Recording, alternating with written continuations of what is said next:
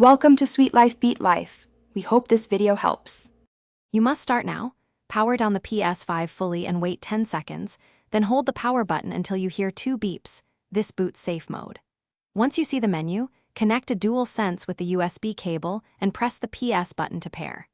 Make sure the controller is charged, otherwise commands won't register. You do this because safe mode disables standard drivers, requiring a wired controller and deliberate boot to access recovery utilities, so act precisely and steadily. Once in safe mode, navigate with the paired controller and choose the correct option. Start with Rebuild Database to repair corrupted file tables without needing a USB installer. This compacts data and fixes indexing, which often resolves boot loops and slow performance.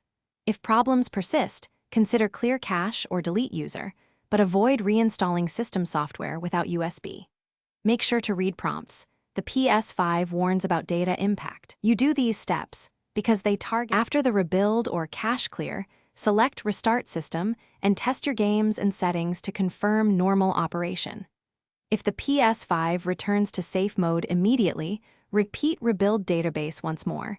Sometimes a second pass resolves lingering index issues. Make sure to power cycle the console between attempts.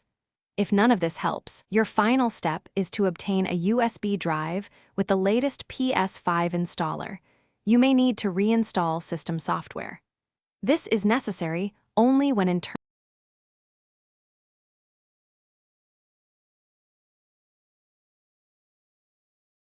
Thanks for watching. Consider subscribing if we helped you.